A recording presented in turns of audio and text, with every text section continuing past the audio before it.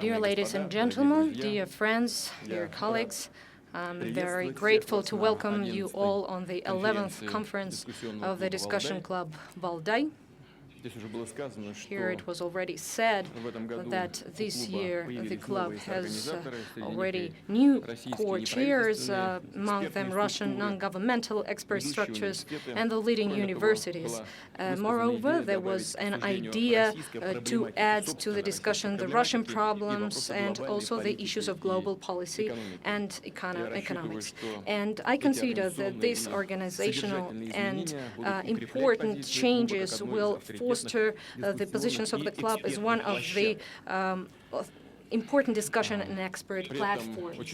At the same time, it's very important that the so-called spirit of Valdai would be preserved, and it means the freedom, the openness, the possibility to share different and always frank opinions. And in this connection, I would like to say that I don't want to frustrate. I'm going to talk directly.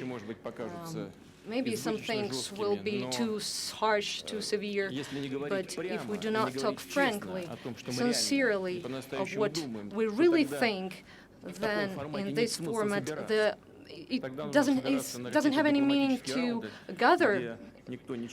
There can be other rounds where nobody says anything. We can also remember the words of a well-known diplomat that the language is given, that the tongue is given for the diplomats, not just for not saying the truth. Well, it's not like that here. We have to speak frankly. The sincereness is necessary, and the directness and toughness of appreciations are necessary here to indulge in bickering, but to understand what's happening really in the world, why there are risks that appear, why the world is less secure and can be seen. There's also the theme of this theme that has been voiced, new world order, new rules, or games without rules, and I consider that it describes well this historical bifurcation where we are now, the choice that we have to do, all of us. The thesis that the new world is changing is not something new. We frankly can say that we cannot see the important transformations that take place in global politics, economy, social life, in industry, information and social technologies. I would like to apologize whether I repeat something that other members of the discussions say anything, but it's something inevitable. You have already spoken in details, but I would like to express my opinion in something it will diverge from the opinions of those who are present here, and something that would be the same, at the same time analyzing the stance of today's global world, and the lesson of history. The change of the world order and this notion, we can see it now, is as a rule, has been accompanied, if not by the global war, but by a chain of intensive local conflicts.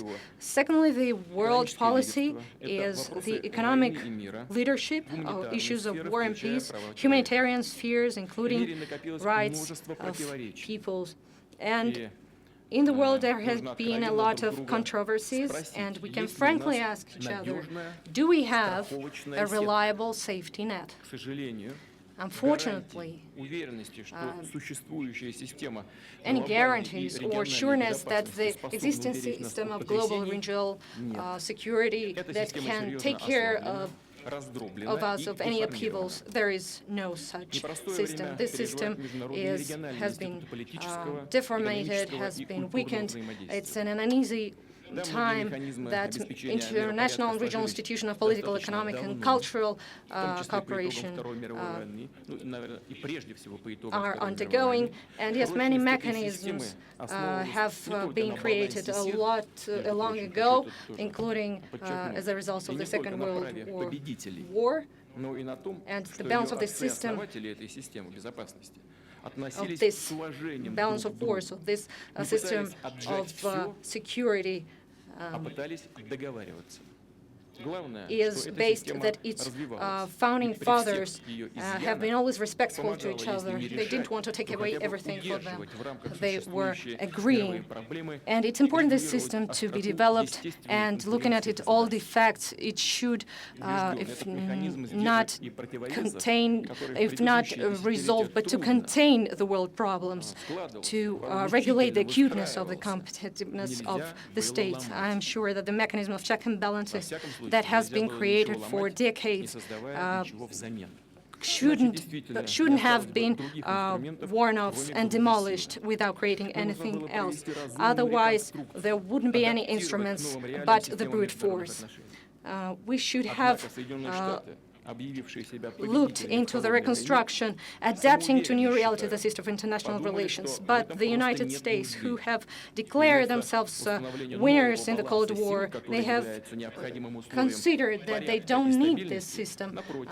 Instead of creating new balance of forces that would be the condition of world order and stability, they have taken measures that lead to a worsening of the disbalance. The Cold War has been over, but it didn't end by conclusion of peace and other agreements, understandable, transparent about new rules and standards. There has been an impression that so-called winners in the Cold War, they wanted to tore down to the ground the situation. They wanted to reshape the world exclusively to their interests. And if the system of international relations, of the international law, the systems of checks and balances was hindering, immediately they declared it obsolete, unnecessary, something that should be demolished. But it's the way that new riches who gathered an enormous richness suddenly they deal like that, the world leadership, and instead of competently, accurately disposing, taking care of it, and for their benefit, for the benefit of others, they, of course, they have messed all things up. And started the period of discrepancies, of silencing in the world policy. Under the pressure of the legal nihilism, step by step, the positions of international law was giving ground. Objectiveness and they were sacrificed for political reasons, and the law norms were substituted by some adversarial interpretation and some biased appreciations. And the total control on global media wanted, if they wanted, they could call black white and white black. It's necessary in the conditions of dominating of one country and its satellite. It's necessary to look for global decisions that they have turned in the imposing as universal receipts, and the ambitions of this group was so getting and increasing that in the lobbies they wanted to present it as the opinion of the whole world community. The notion of national sovereignty for the majority of states is a relative value. It was formulated that the more loyalty to the one center of influence in the world, the more legitimate we will in the world. Then we will have some a very free discussion, and please try to contest this thesis that I have just said. The measures to influence on the recalcitrant, they are well known, and they are tested. The forced actions, economic and propaganda pressure, the interference in the internal affairs, to appeal to this superpower legitimacy when you have to justify the an illegal removal of the regimes. Now there are evidence that to several regions some of the frank blackmail was used, and it's not a coincidence that the big brother is spending millions of dollars to look at what's happening in the world, to look at what the allies are doing. Let's ask questions. How comfortable we are, how secure we live in this world, whether it is rational, whether whether it is just. We don't have any grounds to be alarmed, maybe, and to ask some inconvenient questions. Maybe the exclusiveness of the United States, as they realize their leadership is a blessing, and their interference in the world gives us peace, stability, and well-being, progress, blooming of democracy, and we should just relax and look at this splendor. No, the unilateral dictate and the imposition of patterns is giving opposite results. Instead of settling conflicts, their escalation. Instead of sovereign and stable state, there's the chaos. Instead of democracy, the support of some doubtful public, from outright neo-nationalists to Islamic radicals. By the way, I'm surprising how our partners, time after time, they're stepping on the same rakes. As I consider, and I would like to say that they are making the same mistakes. At some time, they have sponsored some Islamist extremist movements for fighting the Soviet Union, which have been trading in Afghanistan. From there have grown Taliban and Al-Qaeda. The West, if it didn't support, then it closed its eyes, and I would say support the information, political, financial information invasion of terrorists to Russia and countries of Central Asian regions. Only after the horrendous terrorist attacks took place on the territory of the United States, then there was an understanding of the common danger of terrorism, the common threat. And I remember that we were the first who reacted as friends and partners, and were first to support the peoples of the United States. In my negotiations with the leader of the United States, Europe, I always talked about the necessity of joint fight with terror at the world scale. It's something that we cannot just leave it, and we cannot fight with it using double standards. Some of them agree with us. Some time happened, but the wind returned on its circuits. And consecutively, the interference in Libya, by the way, this country was on the brink of dissolution. It became a range for terrorists. Only the wisdom and the will of our leadership, of the leadership in Egypt, let excavate the chaos and the mayhem of extremists in the Arab states. In Syria, as in other times, the United States and the allies, they started financing and supplying arms to the militants, condoning their troops with mercenaries from different countries. Or otherwise, how the militants got money, arms, and military specialists? How could it happen that the ISIS became in a army grouping concerning the financial supply? Then today, all of the gatherings from drugs,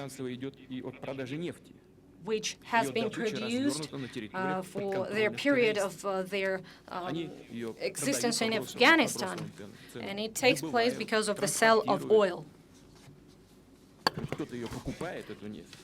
Someone is buying this oil, reselling it, and gaining on it without thinking that financing terrorists, they are financing terrorists who could come to their country and would sow death in their countries.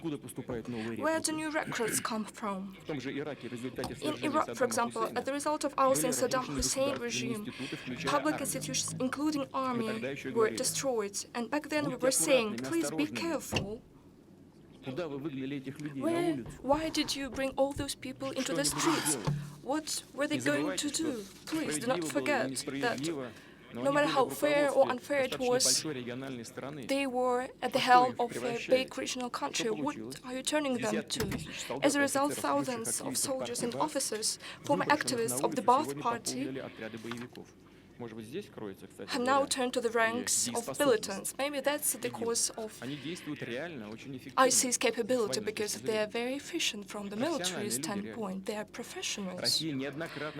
On many occasions, Russia warned about the danger of unilateral actions, interference into the affairs of sovereign states, play with extremists and radicals, and insisted on bringing the groupings fighting against the central Syrian government, including ISIS, into the list of terrorist organizations, to no avail.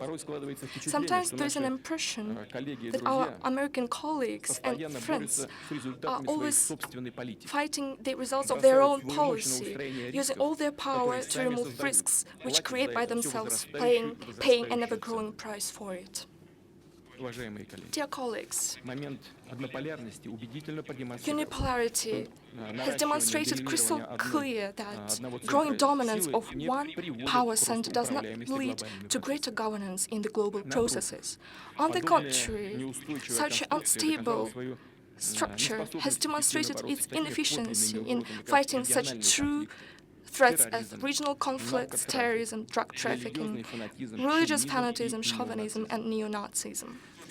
At the same time, it opened a way for national vanity, manipulation of public opinion, and outright suppression of the will of a weaker one by the will of a stronger one. In reality, a unipolar world is an apology of dictatorship over people and countries. By the way, a unipolar world turned out to be very uncomfortable and unmanageable for the very so-called self-appointed leader, and it has just been mentioned here, and I fully agree with that. Here come today's attempts to recreate some sort of a quasi-bipolar system as a convenient model for reproducing an American leadership. And it is not important who will take the place of evil in American propaganda, the place of the USSR as a key rival, be it Iran as a country striving to obtain nuclear technologies, China as the leading global economy, or Russia as a nuclear superpower. We now are witnessing the attempts to fragment the world, to draw new dividing lines, to create new coalitions based not on the principles in favor, but based on the principles against. There are attempts to create the new image of an enemy as in the period of Cold War, and to get the right for such a leadership and dictate. How was the Cold War interpreted? We all know about that.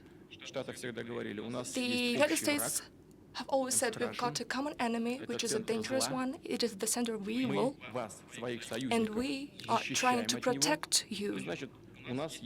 We are trying to protect our lives, meaning that we have the right to command over you, to make you sacrifice your own political and economic interests, and to bear the costs for collective defense. But it is up to us to control this collective defense. It is obvious today that people are trying to restore the well-tested global governance schemes in order to ensure one's own supremacy in order to reap political and economic dividends. At the same time, these attempts are not only contradicting the reality and the variety of the world, these steps will inevitably give rise to counteraction, to retaliation, and they are going to be counterproductive. We see what's going on when policy is recklessly being mixed with economy, and the logic of expediency gives in to the logics of confrontation, even when it hinders one's own economic positions and interests and the interests of the business community. Joint economic projects, mutual investments bring countries together.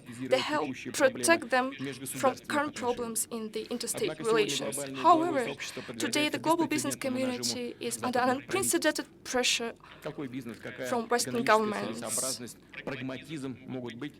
What business or economic expediency there can be when the slogan is used that the world democracy and motherhood is in danger and it is important to mobilize. That's the policy I'm talking about right now. Sanctions are undermining the fundamentals of global trade and WTO rules, the principles of sacrosanctity of private property, are being undermined, as well as liberal model of globalization. And the beneficiaries of this model are Western countries. Now we're risking losing trust as leaders of globalization. The question is, why are they doing that? The prosperity of the United States to a great extent depends on the trust of investors, foreign holders of dollars and American securities, and the trust is being undermined. We see these signs of disillusionment in the fruits of globalization in many countries. The notorious Cyprus precedent and politically motivated sanctions exacerbated the trends of economic and financial sovereignization. The aspiration of states or their regional associations to protect themselves from risks coming from abroad. More and more states are trying to reduce their dollar dependence, create alternative financial settlement systems, and reserve currencies. I believe that our American friends undermine their own interests. They are cutting the branch they are sitting on. I've always believed that the politically motivated sanctions have always been a mistake and they are detriment to everyone, and we're going to discuss that later on. We know how and under whose pressure these decisions were made, and at the same time, let me draw your attention to the fact Russia is not going to take a harsh stance, to get offended, to hold a grudge, and to ask for something from anyone, because Russia is a strong state. We are going to work in the foreign economic conditions which we have found ourselves in. We are going to develop our own production and technologies, become more decisive in implementing transformations, and foreign external pressure, as before, consolidates our society, prevents us from being idle, and makes us focus on major development priorities. Of course, sanctions bring harm to us. These sanctions are used to block our development, to push us towards self-isolation in politics, in culture, to backwardness. However, the world has changed drastically. We are not going to shun away from this world and to choose the policy of autarky. We are always open for a dialogue in order to normalize economic and political relations. We count on a pragmatic approach on the side of business communities of the leading countries of the world. Today, people tend to say that Russia is trying to turn away from Europe. Maybe we have been discussing it over the Valdai discussions. People say that it's trying to find partners, first of all, in Asia, but it's not true. Our active policy in the Asia-Pacific region started not today and not as a result of sanctions. It started a number of years ago, and in the same way as many other countries, Western countries, we were guided by the fact that the East is becoming more prominent in global politics and economy, and one should not but take that into account. Let me stress that everybody is doing it, and we are going to do it as well, particularly because a significant part of our territory is in Asia. Why don't we use such advantages? Otherwise, it would be short-sighted. Expanding economic links with the states, joint integration projects, all of these are incentives for our internal development. Today's demographic, economic, and cultural trends attest to the fact that the dependence on one superpower are going to decrease. Both American and European experts speak about that. Probably we are going to see the same varied developments in the global policy as in a global economy. I'm referring to active competition in various niches, frequent change of leaders in various fields. It all can be possible. Undoubtedly, the role of education, science, healthcare, and culture is going to increase, which will have a significant impact on international relations, particularly because soft power is going to be in greater dependence on real achievements in the development of human capital rather than sophisticated propaganda tools. At the same time, the evolving so-called polycentric world, let me stress that, dear colleagues, by itself does not add to stability. On the contrary, the task of attaining global balance turns out to be a very difficult conundrum in an equation with lots of unknowns. So, what will happen if we choose to live not by the rules, no matter how strict and inconvenient they are, if we choose to live without rules? And this scenario could be a reality, and we should not rule it out, particularly taking into account how overheated the global situation is. Based on today's trends, certain forecasts can be made already, and they're far from being optimistic, unfortunately. If we do not create a clear-cut system of mutual commitments and agreements, if we do not build the mechanisms for addressing crisis situations, the signs of global anarchy are going to increase inevitably. There is the high probability of very burning conflicts, if not with direct, but maybe with indirect participation of large powers. And the risk factor is not only the traditional interstate contradictions, but internal instability of separate states, particularly when speaking about the countries located on the verge of geopolitical interests of large states or on the border of cultural, historic, economic, and civilizational continents. Ukraine, probably you have discussed this issue for a while, is one of the examples of this kind of a conflict impacting the global world order, and I don't think it's going to be the last one. So there is a real prospect of the collapse of the current arms control and reduction treaty, and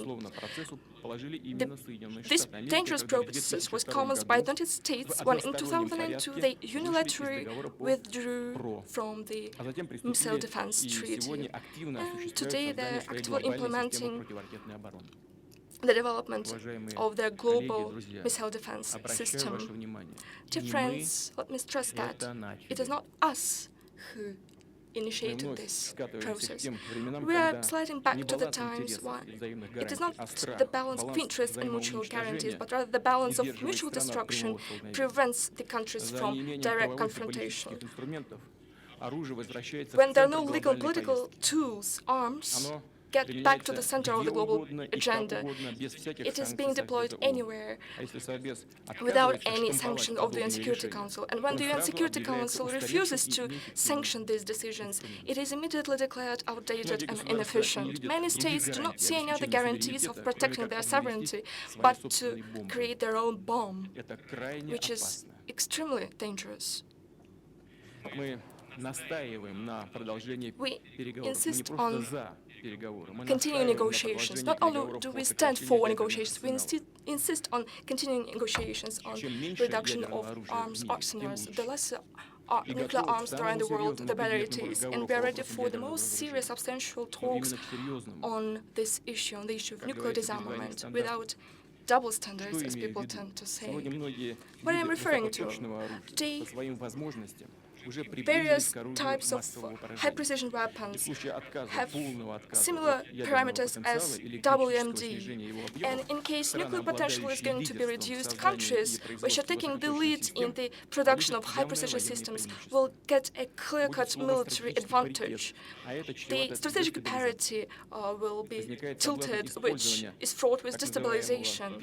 And then there will be a temptation to use a so-called first destructing global blow. So the risks are not decreasing, they're growing. And the next threat is the spread of ethnic, religious, and social conflicts. These conflicts are dangerous not only by themselves. They form the areas of anarchy, mayhem, and chaos, a breeding ground for terrorists and rank-and-file criminals, the breeding ground for piracy, human trafficking, and drug trafficking. By the way, our colleagues back then were trying to manage these processes using regional conflicts and designing color revolutions to meet their own interests. However, the gin has come out of the bottle, and it looks like even the authors of the theory of manageable chaos don't understand what to do with it now. In their ranks, we see mess and confusion. We watch closely the discussions in the ruling elites and in the forensic society. It would suffice to have a look at Western press when the same way people at first are called fighters for democracy and then Islamists. At first they write about revolutions and then about pogroms and coup d'etats. The result is obvious, the further spread of global chaos. Dear colleagues, against this backdrop, it's high time to start to agree on principled things. It is of utmost importance, and it is highly relevant. It is much better that we wait from each other, particularly because we are all facing common problems. We find ourselves in a common boat. It would be illogical not to cooperate with countries. We need to jointly find answers to multiplying challenges, to manage risks jointly. However, some of our partners remember about it only when it is in their interests. The history has shown that joint answers to challenges, first of all, are not always the best recipe, should be admitted, and secondly, in the majority of cases, they are hard to achieve because it is too difficult to overcome diverging national interests, biased approaches, particularly when we speak about countries with different cultural and historic traditions. Nevertheless, there are examples when, guided by common goals, based on common criteria, we manage to achieve real success. Let me remind you of the solution to the Syrian chemical weapons issue and substantial dialogue on the Iranian nuclear program. And our work with North Korea, here some positive results have been achieved as well. Why don't we use all the experience further in addressing local and global problems? What could be the legal, political, and economic basis of the new world order, the basis that would ensure stability and security, and it would encourage healthy competition, preventing from the development of new monopolies, hindering development? I don't think that there is someone who could give a ready-made answer to these questions. Meticulous work will be needed with the participation of a wide range of states, global business community, civil society, and such experts platforms as ours. It is obvious that the real results could be achieved only when key stakeholders of the global community could agree on basic interests, on reasonable self-restriction. Well, when they show the suit of positive and responsible leadership, we should get and define limits to unilateral actions. We need to understand when there is a need in multilateral mechanisms. Based on international law, we will try to address the dilemma of actions of the international society in order to ensure security and human rights and principles of national sovereignty and non-interference into internal affairs of a state. Such collisions very often lead to arbitrary foreign interference into complex internal processes, provoking dangerous contradictions between various global leaders. The issue of protecting sovereignty becomes one of the most important issues in order to protect global stability. It's clear that the discussion on the ways to use outside forces is a very difficult one. However, the lack of clear-cut agreements is a far more dangerous way to go. The clear-cut conditions should be made defining how interference, when interference is legitimate and needed. International relations should be based on international law and such moral principles as justice, equality, and truth, and respect to partners and their interests. This formula would change the situation in the world. I believe when there is a will, we will be able to restore the efficiency of international and regional institutions. And there is no need to build something from scratch here. It's not a greenfield operation, particularly because the institutions evolved after the Second World War are quite universal, and they could be given a real substance fitting the current situation. This holds true of the improvement of the UN its central role is irreplaceable. It holds true of the OSCE, which over the 40 years has presented itself as the highly relevant mechanism of ensuring security and cooperation in Euro-Atlantics. Plays a positive role, and at the backflow of the fundamental changes in the international sphere, the government and some threats, we need some new global consensus of responsible forces. We can't talk about some local bargains or about some sharing spheres of influence in the spirit of classical diplomacy, and some complete dominating. I consider that we need a new editing of interdependence. We should be afraid of it. It's a good instrument of agreeing on stances, and it's moreover actual take into account the growth of some separate regions of the planet, which forms the objective demand for institutional forming of such poles, for creating important regional organizations and working out of rules for their cooperation. And the cooperation of the centers would add a lot to the stability of world security policy and economic. We should establish a dialogue and to part that all regional centers which form around the integrational project should have equal rights for development. They should also be complementary to each other. They shouldn't be contradictory. They shouldn't be opposite to each other. Because as a result, anyway, the context between states would be dissolved and the states themselves would be disrupted. I would like to remind you about the events of last year. Then we told to our Western colleagues, the Americans and the European partners, that our hasty background intrigues of deciding of association of Ukraine and EU are fraught with serious risks, that such steps, they touch upon the interests of many third countries, including Russia, as one of the main commercial partners of Ukraine. And we have to discuss this issue. And we should widely discuss this issue. And I would like to remind us in this connection, our talks of Russia entering into WTO, these talks were, they passed 19 years, and it was a very hard task, and the consensus was achieved. Why I'm talking about it? Because while realizing this association agreement of Ukraine, they are trying to call to our back door. But nobody asks us, nobody asks our opinion. We have looked into many themes of association of Ukraine with EU in a civilized manner, and we have proposed the arguments, and we have shown some possible problems, but they didn't want to hear what they said. It's not your job. And instead of a civilized dialogue, the country was plunged into chaos. There was a state coup, and the economy was just disrupted, as well as social sphere. A civil war with enormous casualties. Why did they do it? That's my question, but nobody answers. That's something that happened.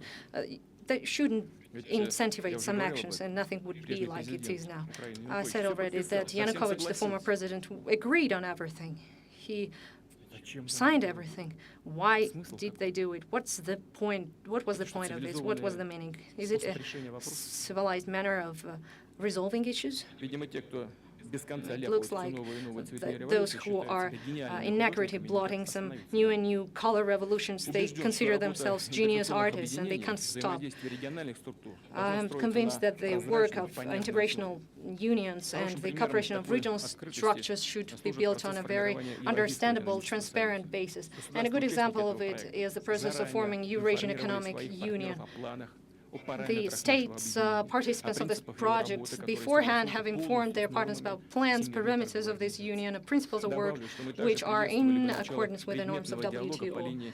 I would like to add that we also